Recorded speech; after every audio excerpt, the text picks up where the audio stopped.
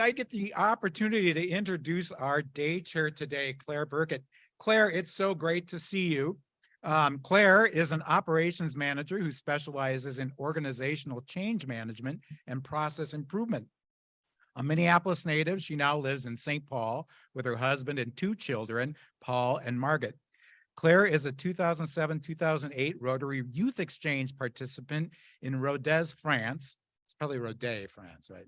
Rodez, there we go. And joined City of Lakes Rotary in June 2021. She has her bachelor's degree in philosophy from Seattle Pacific University and spent 10 years living in Seattle before returning to her home city of Minneapolis.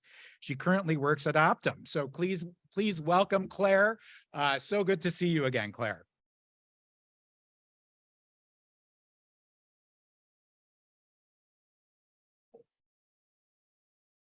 Thank you so much, Scott. I'm very happy to be here, and I'm very happy to see all of you. So today our speaker is, just a small note, Scott. My daughter's name is actually Margot, but with a T, because unlike Rodez, France, we went with the French pronunciation.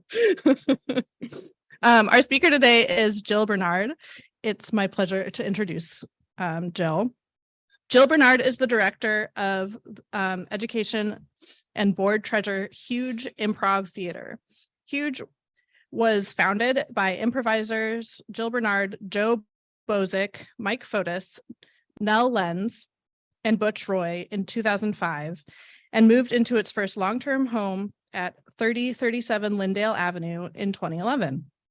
It is the only theater in the Twin Cities dedicated exclusively to teaching and performing long-form improvisation.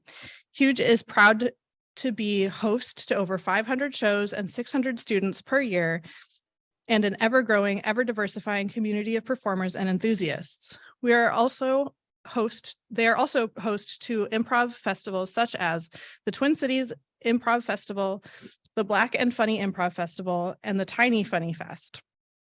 They believe firmly that improv should be theater for everyone, regardless of race, gender, orientation, disability, status, or background. And they are working hard to constantly live up to that ideal. Please welcome Jill Bernard.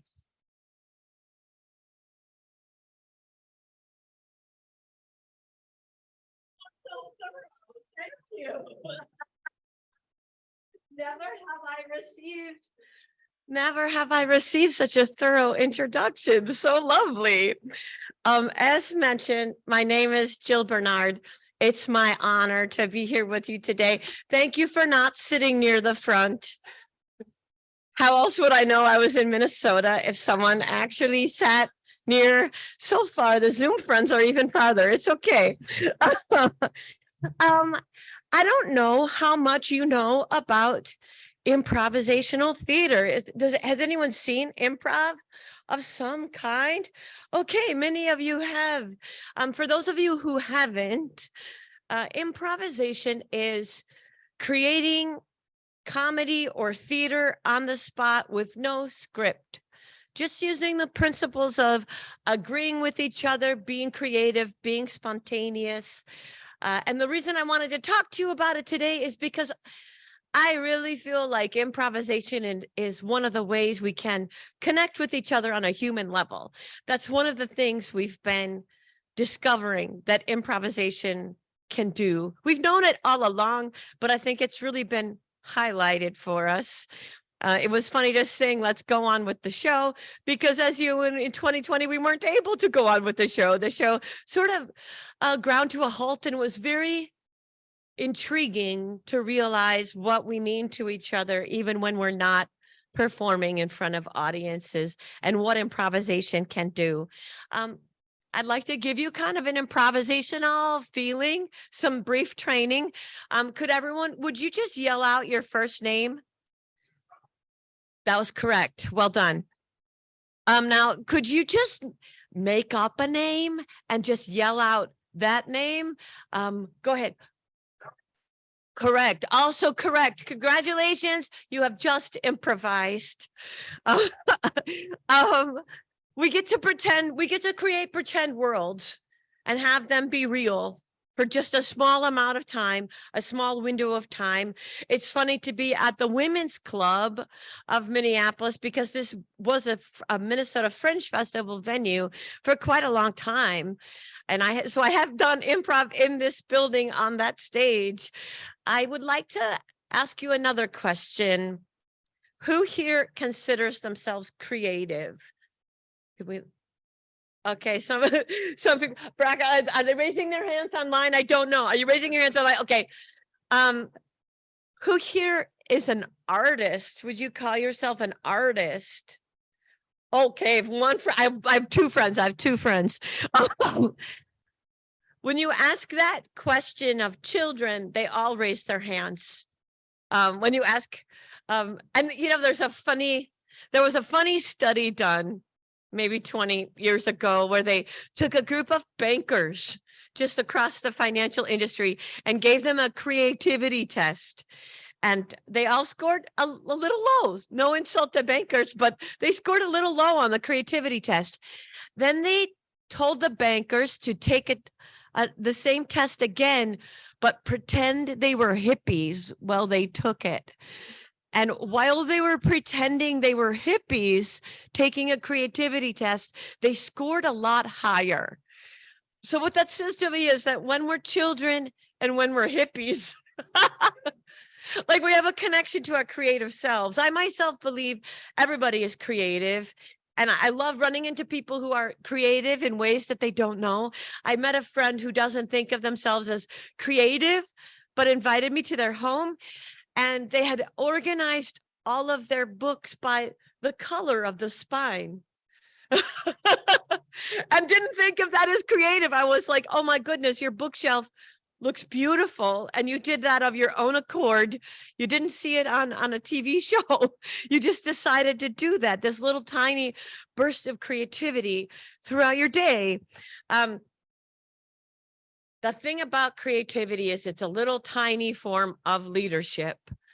When you're creative, when you're spontaneous, it inspires other people to be creative and be spontaneous. So I'd like to teach you another improvisational game. We call it Everybody Go. And someone in this room is going to yell, everybody go. And they're going to make the noise of a barnyard animal or any kind of animal. Expand your thoughts, any kind of animal. And all of us will go, yes, and repeat that animal sound. And then someone else will say, everybody go. I'll start us off. Everybody go. Yes. You get to say yes. Yes. Okay, now anybody can go. We won't pass the mic. Just jump up and say, everybody go. Yes. You have to say, everybody go, and then do a barnyard noise. I see you. Are you going to do it?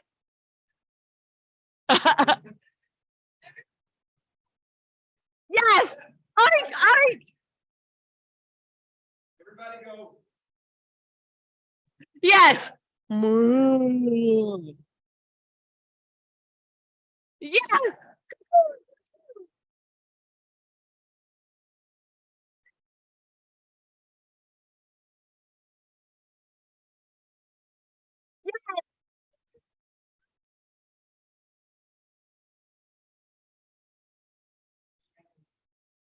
Like, yeah, I like that. That's all we have for now. And that's the farmer sound, obviously. Nicely done. Nicely done. Now, the question I always have is, why would we do that? Why would we do something so silly? And it's because I think silliness connects us. I think if we can laugh together, we can do anything together. That is absolutely something I have noticed to be true, that if we can laugh together, we can do anything together, and it makes absolutely everything better. So what we do at Huge Theater, in addition to shows, is we have classes where we train people how to be silly, how to look funny, and how to make things up on the spot that they didn't intend to say. When we just played Everybody Go just now, wasn't it? There was great tension that we all laughed at, right? We all waited to see if anyone did it. And then when anyone did it, there was great tension released. And we got to release the tension by laughing and oinking with Claire, which is a new Netflix show, Oinking with Claire. It's great. You're going to love it. Oinking with there's great release and leadership. To me, it's a little bit of a leadership to be the one who stands up and does something that might be silly. And there's direct applications to work. We also do a lot of like, people use this in everyday employment. The example I always think of is, before I was an improviser full time, I worked for a company that rhymes with American Express. And one of the things, one day I was sitting in a very important business meeting and we were talking about year-end results. And we were talking about it for really maybe 15 minutes. And finally someone said, are we talking about fiscal year end or calendar year end? And everyone laughed because we'd been speaking for 15 minutes and no one knew for sure. So that question was a silly question and the person felt embarrassed asking it. But I feel like if we have a willingness to ask silly questions and potentially make a mistake, that willingness leads us into a place where like people ask me, sometimes I teach people the glory of making mistakes and being silly. I teach it to people who have a very important job. Like a group of nurses looked me dead in the eye and said, if I make a mistake at work, it's not funny, somebody dies. I'm like, well, okay. But if you make a mistake at work and pretend that you didn't, and you hide it under the rug, if you cover it up, then we develop a culture that's a little bit poisonous, a little bit toxic. And it's much better if we can put a mistake out in the sunlight, risk looking stupid, laugh at it, learn from it, move on. There's a quote I love. It might be apocryphal. I've never been able to trace it down. But Henry Ford apparently said to one of his engineers, made a mistake that cost $1 million. And if you think about when the Model T was made, $1 million was an astronomical sum. And the engineer came to Henry Ford and said, well, I bet you're going to fire me now. And Henry Ford said, fire you? I just spent $1 million training you. The ability to make a mistake, have it be funny, learn from it and move on is really a principle that helps us in improvisation. And when our art form started in the 1950s, it wasn't particularly diverse. It was just, some college kids at University of Chicago, white, intellectual, primarily men. And that's sort of where the art form developed. And it took an embarrassingly long time for the entire industry to notice that's not really sustainable. And it doesn't make any sense because improvisation is woven from the life experiences of the participants. So the art form will die if we don't find a way to expand and broaden who is in the room. And it's not enough to throw open the doors. I think you've noticed that yourselves. It's not enough to throw open the doors. So we spent the last, 10 years finding ways to really give this work to people who need it, who can use it and who can make it better. Making the improvisational theater community more diverse is not us doing a favor for women and people of color and Black and Indigenous and queer people. It's not us doing a favor. It's them doing a favor for us to come into this corny art form and make it richer through their presence, through their experience. Years ago, I was improvising with some friends from Israel who told me an amazing story that one day they were doing an improv show in in Tel Aviv, and they're people who use everyday occurrences in their improvisation. They really want to bring to life things that are relevant to them in the room. And they happen to be doing a scene set at a bus station with a bomber. And while they were performing, they heard a loud explosion outside. And they went and looked down the street, and there were police everywhere. So the audience couldn't leave, but they all laughed because here was real life inside and outside of the room. It turned out that there had been an explosion at a discotheque a kilometer away. And they all stayed in the room and kept laughing together because that's what there was to do. And I think of that story often as we find that the way forward is to be with each other and share with each other and laugh with each other. When we were small, when we were all 7 years old, at our individual moments of being 7 years old, we all knew how to play with each other.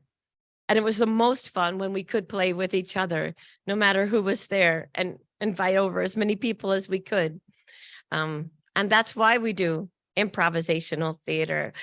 There's a concept that I would go to improviser jail if I didn't recognize that we should mention it to you. There's an idea that has now entered the zeitgeist, happily, that is that improvisation is based on an idea of yes and. We say yes to each other's ideas and build onto them. And that's how improvisation is built. Someone will come into a scene and say, Dr. Smithson, the patient is ready to go. And the other person is not going to say, no, I'm not Dr. Smithson. And this is not a hospital and there's no patient. The only way we can build something is if that person says yes to the idea. Yes, we've got to get into that surgery. And then the and part is, and if we don't remove that squirrel from this person's stomach, they'll never be happy. And move on from there. We use yes and in all sorts of occurrences. Back when I worked at American Express, I had a colleague who was, let's say, sort of a grumpy Gus. We'll say her name was Sally because it was. And Sally, everything you said, she would roll her eyes and go, And I remember one day I came to her and I said, Sally, I have some payroll to process for the bonuses for the executive vice presidents.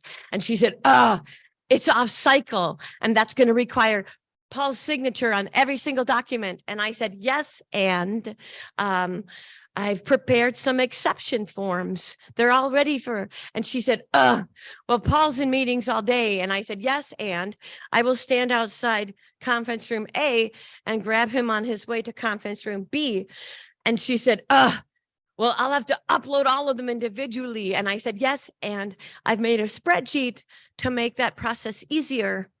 And step by step, saying yes to what she was saying, her lived experience of yes, and offering some solutions of my own, without telling her she was wrong, without treating her like she was the problem. We were able to get things done. And they started calling me the payroll whisperer, and I had to be the one to always go over. So I don't know if that's a happy story or not. But I think anyone who spent time with toddlers knows the power of yes, because toddlers hear no very often. No, get that out of your mouth. No, don't stick that there. When you say yes to someone young, you see them light up. You see the world open for them. But you know that you're in the Rotary Club. You say yes to all kinds of things. So that's phenomenal. I did want to leave some time now for questions, because I know there's so much we could talk about. Does anyone have any questions about Huge Theater or about the art of improvisation in general or around the world? I have done improvisation in 21 countries as well, including Norway. So Thank you.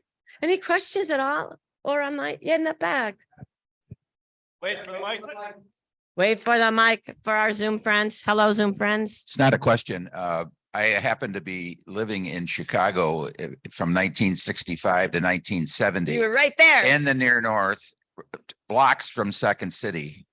And I had a chance number of times to go there back then. And it's the other point, and you certainly know this, how many famous people, like Stephen Colbert, for example, started their careers at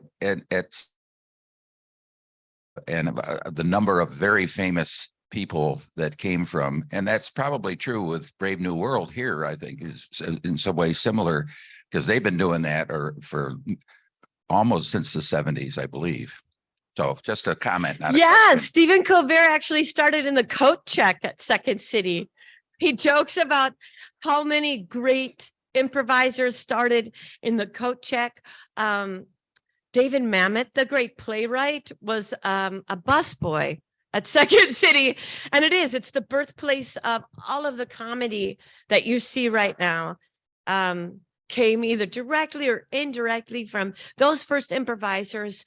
The Brave New Workshop here in Minneapolis actually started 2 years before Second City. Hey, that's the little feather in our cap.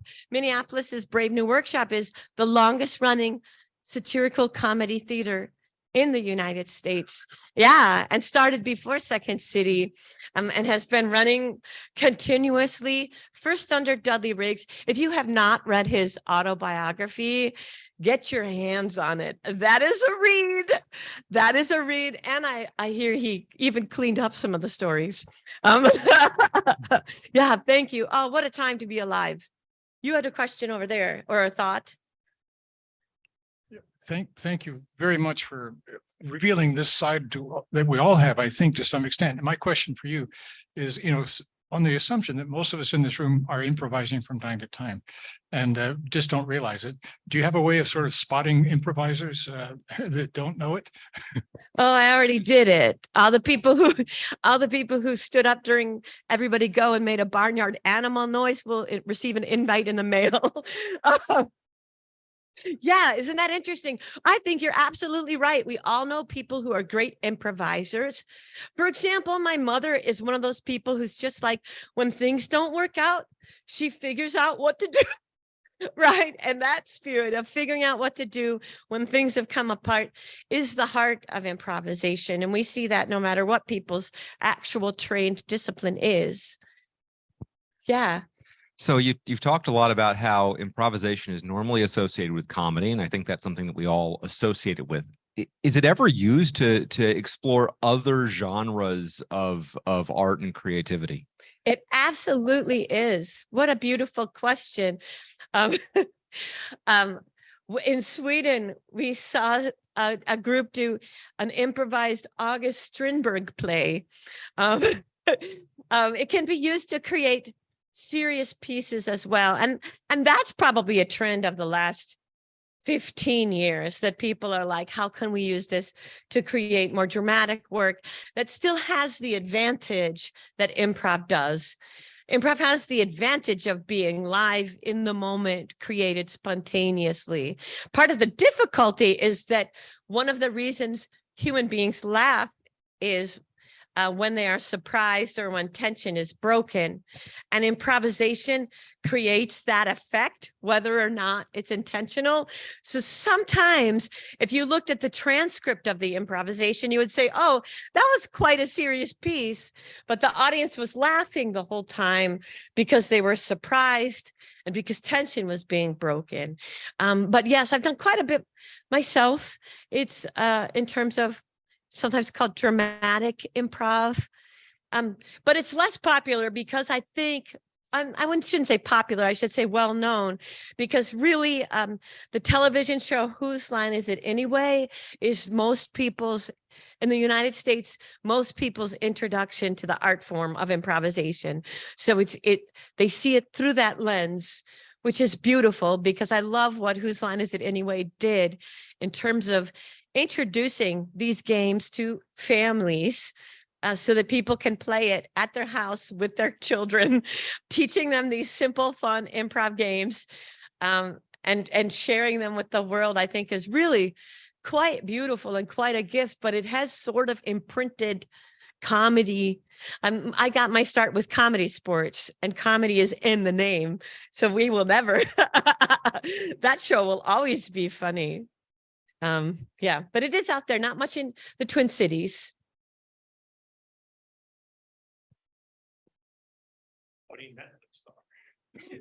Oink, oink. Yeah.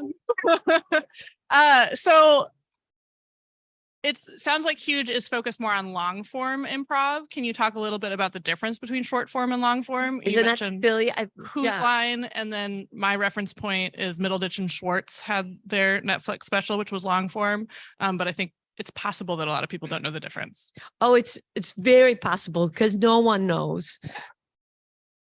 And we joke that we're the only art form defined by duration.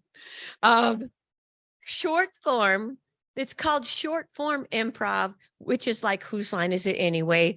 When the rules of the game are laid out ahead of time, like the host of the show might say, these improvisers are going to use letters of the alphabet and go back and forth saying sentences in alphabetical order through the scene.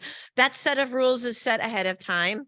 The scene will last no more than 4 minutes, and they're going to get a suggestion for every scene.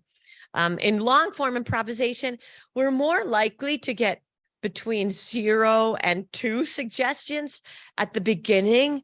And then the piece might run from 20 to 45 minutes. And the rules of the piece are not defined ahead of time.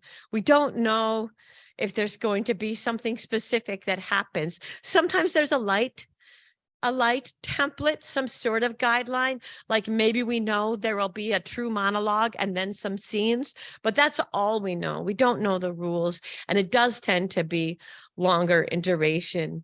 And maybe it is more dramatic. Maybe there's less laughs per minute. Yeah, what a funny little distinction. I had a question about how one gets good at it, for lack of better. Like, I think about artists and actors and musicians, and oftentimes there's a lot of training and school and apprenticeship, and that's how you end up at the highest form of the art. Oftentimes, not always, but oftentimes. And I'm curious the pathway for people in your organization and others that are around the medium. Yeah, good is such an odd measuring stick. Good is an odd measuring stick because it's not, Viola Spolin, who you might have met back in Chicago in the early days of improvisation. Viola Spolin said anyone can improvise well. And I would say anyone can improvise well given will and time. How to get good at it. Like good is, you can't, here's the thing about good. You cannot really play and judge at the same time. It works better in Spanish. I don't know if anyone speaks Spanish, but the word jugar and juzgar, to play and to judge, are only one letter apart. And you got to get that Z out. You can't play and judge at the same time. So the people who are good at improvisation from our outside are the ones who are playing so hard. When you watch Stephen Colbert, he's just playing, right? There's an improv group in town called Blackout. And because they're the most important premier all-Black improv troupe in Minneapolis and maybe in the United States, there's a lot of like accidental, it's automatically political that they even exist. But when you watch them, they're just playing, and they're not worried about whether it's good. They're worried about whether they're having fun, following their hearts, speaking their truth. And I really think if you devote yourself to just playing without judgment, you end up, being good. The great improviser Dave Pasquesi, who's now in almost every television show, he's like, in my house, we're always like, Pasquesi, when he comes up on the screen. He once won an award for being the best improviser. And he said, I thank you, but I must have failed because my goal was to make my scene partners look good and to support them. So if I looked good, I failed, but thank you for the award. They were like, oh, okay.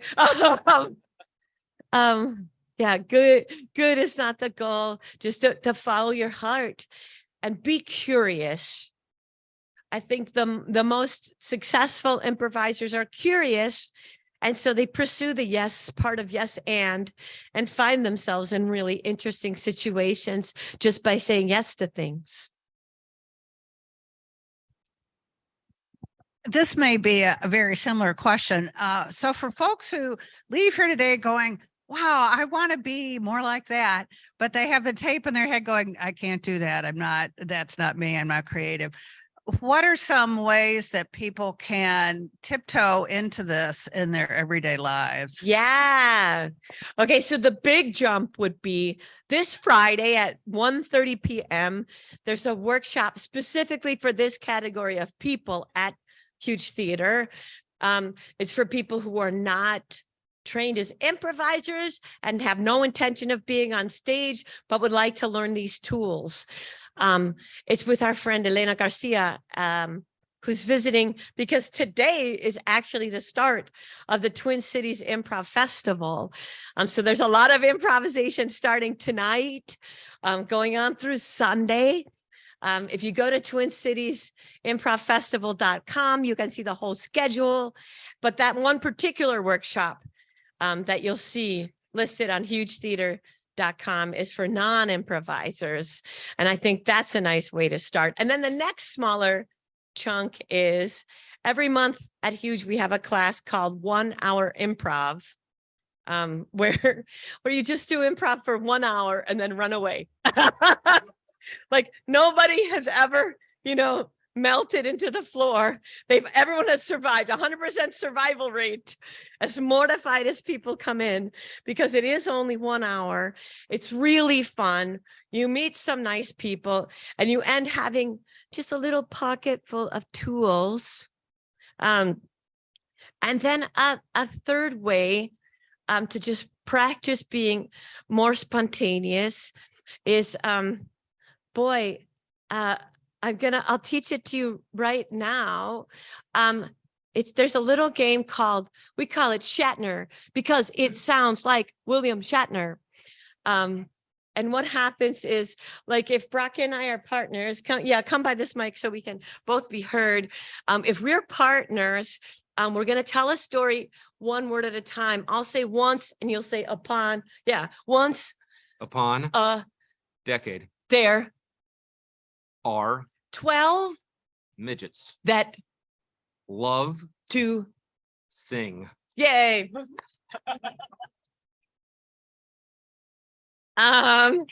So could everyone turn to, oh, you're all alone. Could everyone, I'm so sorry, but and in Zoom it'll be fun. Are you running over to highlight how alone he is? Yay! Could everyone just turn to someone at your table, or 3 people if we're odd numbers, and just start with once upon a time and tell a short story? Yeah.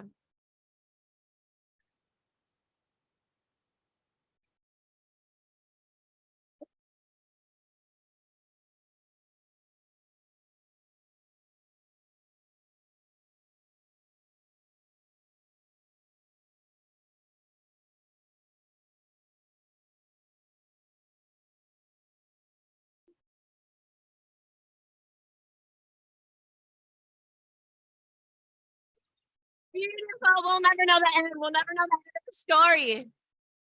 We'll never know the end of the story. Wow. Well done, everyone. Well done. So that's just one small game. That's just one small game, and there are 1,000 small games like that. I'll email Daniel a book list, a reading list. Because there are 1,000 small little games to occupy your day that make you more creative. One of the ones I like to do is to close my eyes and turn my head and open them. Oh, this is funny, because whatever falls into my frame of view, I treat it as if it is a work of art. I happen to look at a wall of art at that moment. So this one's cheating. I close my eyes, open them, and treat whatever is in my frame of vision as a piece of art and appreciate it as I would. I look at the colors and shapes and shadows as if an artist had chosen this particular framing for me to appreciate. And I find that a way to make myself get into that curious, non-judgmental, playful mindset to continue with. And if we bring some sort of a small game I used to play at American Express was, I had a colleague who was very serious and very private, to the point where her last name changed and none of us ever learned if she got married or divorced. She was very private, but I had a little like a plastic dinosaur that I hid in her cubicle. And I hid it one day and she brought it back to me and she said, I think it is yours. And I said, oh, I'm sorry.